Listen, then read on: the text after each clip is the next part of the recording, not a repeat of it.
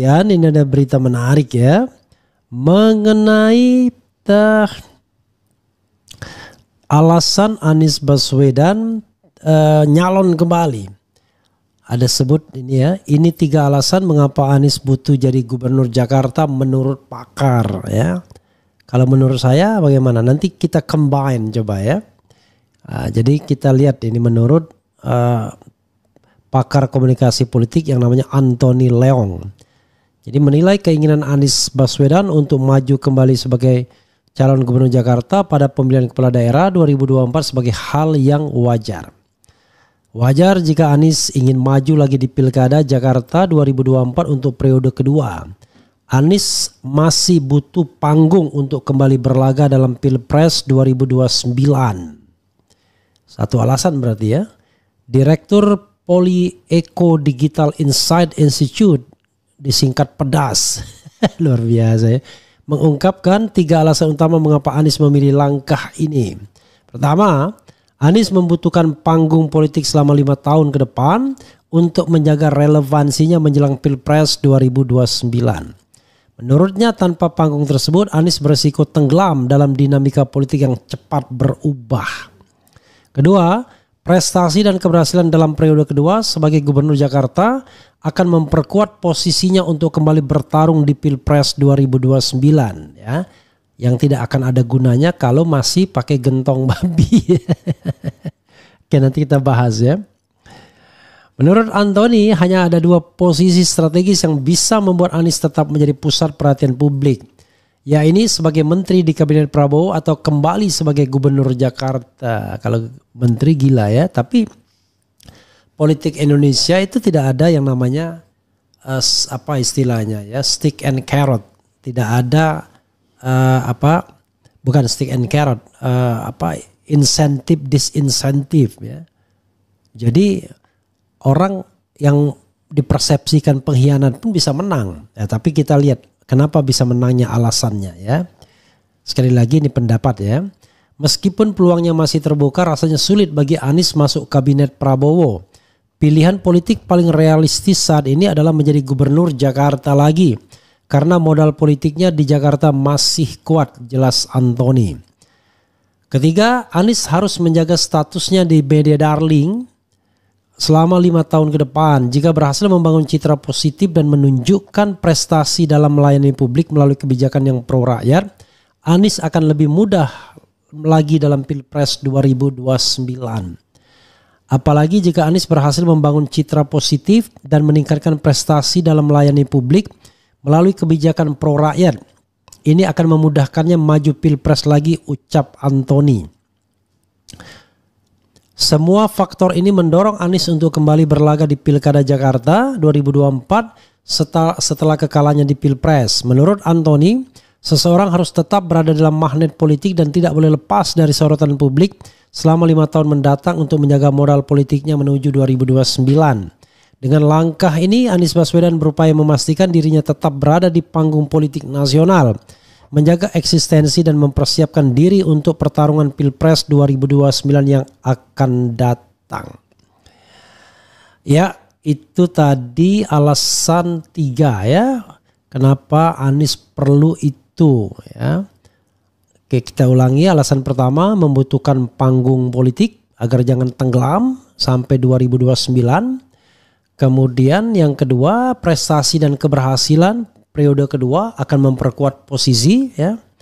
Dan yang ketiga, the last but not least, Anies harus menjaga statusnya di media darling selama 5 tahun ke depan.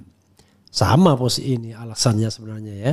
Satu, butuh panggung ya. Yang kedua, kalau dia berprestasi akan memperkuat posisi, dan ketiga, dia harus tetap menjadi media darling.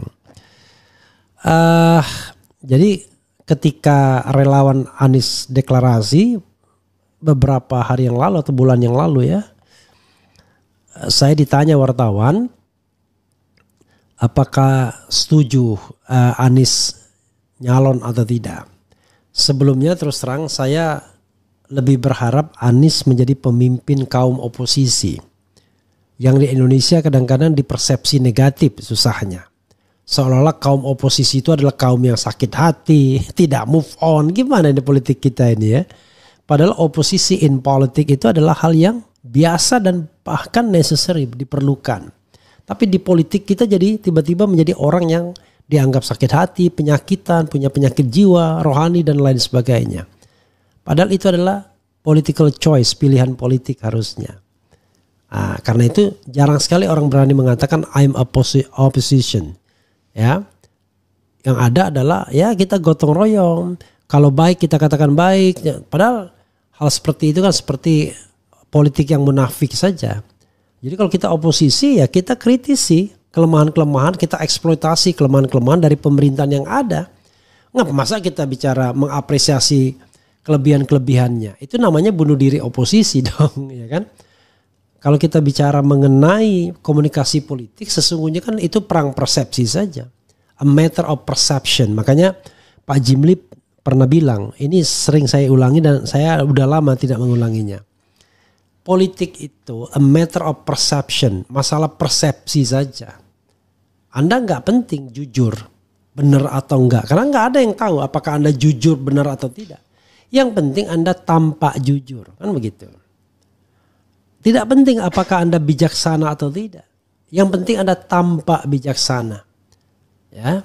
Tidak penting apakah Anda baik, benar atau tidak. Yang penting Anda tampak baik. Itulah politik. Makanya jangan heran. Kalau misalnya pemilihan, semua politisi itu tampak baik semua. Kelihatan peduli sama rakyat. Ya kan? Bagi-bagi ini, bagi-bagi itu. Begitu sudah menang, lari dia dari rakyat. Ya kan? Bahkan dihubungi gak bisa lagi. Rakyat yang tadinya dijanjikan macam-macam ketika dihubungi tidak bisa lagi. Ya tapi jangan menghubungi yang kalah. Kalau yang menghubungi kalah memang kita nggak bisa apa-apa. Jadi ada beberapa pendukung misalnya menghubungi. Ya kita tidak punya kekuasaan. Jadi yang dihubungi adalah orang yang berkuasa, yang punya kekuasaan. Karena dialah yang bisa menentukan hitam putihnya republik. Kalau kita hanya bisa mengkritik. Karena kita tidak megang kekuasaan dan memang kita gentleman untuk tidak mengatakan untuk tidak memegang kekuasaan tertentu karena kita sudah memilih sebagai oposisi. Ya. Jadi sobat RH sekalian,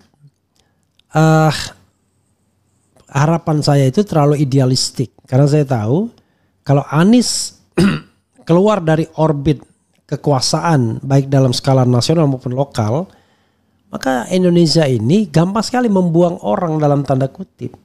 Wartawan-wartawan, jurnalis nggak akan tertarik lagi mengcover orang yang nggak punya kekuasaan.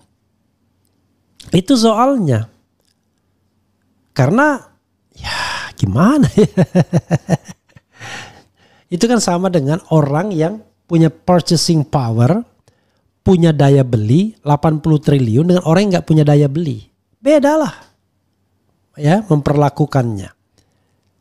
Karena itu Anies tahu betul mana yang punya purchasing power, mana yang tidak. Jadi kalau Anda tidak punya purchasing power, ya mungkin Anda berhasil sebagai oposisi, tapi tidak berhasil sebagai calon pemimpin.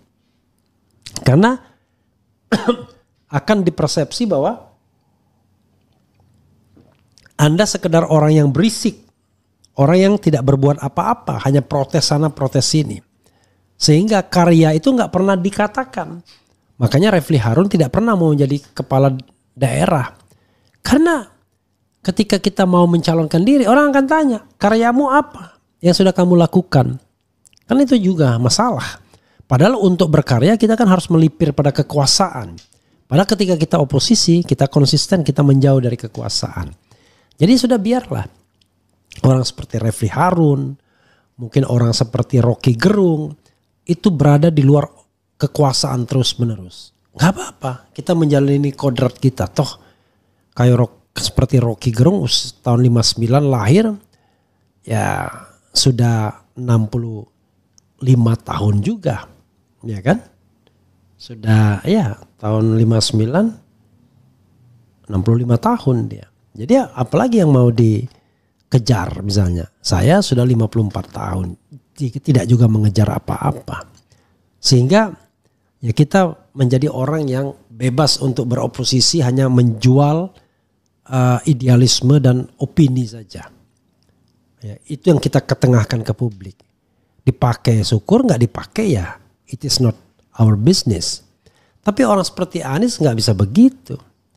Anies selalu ingin ada kekuasaan di tangan dia. Pertama dia sudah menikmatinya, pernah mendapatkannya, dan dia sudah pernah menggunakannya. Dan ketika di Jakarta dipersepsi berhasil dia menggunakan kekuasaan tersebut untuk kemaslahatan. Jadi beda. Lalu kalau dia jadi gubernur, bagaimana pemimpin oposisinya? Ya sudah, kita tunggu saja. Siapa tahu ada pemimpin lain yang terus menyuarakan oposisi. Karena kalau berharap sama Anies menyuarakan suara oposisi, nggak bisa kalau dia jadi gubernur. Kenapa? Ya karena sudah dibatasi lokusnya. Hanya bisa ngomong soal DKI. Kalau ngomong yang lain, Anda nggak boleh. Karena tidak etis. Karena Anda gubernur DKI. Ya kan begitu. Beda sama kalau dia jadi opposition leader. Dia bisa ngomong apa aja. Partai Perubahan, Ketua Umum Anies Baswedan, dia bisa ngomong apa aja. Tapi sekali lagi, di Indonesia ini reward and punishment. Bukan seek and care tadi ya. Reward and punishment belum jelas. Sebagai contoh misalnya. Prabowo ketika jadi oposisi, kalah lagi sama Jokowi. Tapi begitu dia melipir, dibantu Jokowi menang. Artinya tidak jelas konsep reward and punishment-nya. Berarti ada faktor lain sehingga Anda bisa memenangkan pertarungan. Faktor apa itu? Macam-macam. Salah satunya karena Anda dekat dengan media, jadi media darling terus selama 5 tahun. Salah duanya karena Anda bisa menggunakan bansos, bisa menggunakan politik gentong babi dan lain sebagainya dan lain sebagainya. Karena itu orang banyak melakukan politik jalan pintas, ya. Jadi cara untuk menjadi pemimpin itu bukan menjadi seorang idealis, tapi orang yang mau berkompromi terus dengan kekuasaan agar penguasa mau bantu kita sewaktu-waktu. Jadi apa? Gak ada gunanya Anies melipir ke Prabowo sekarang. Kenapa? Pilihannya adalah all out mengubah sistem politik atau tidak sama sekali.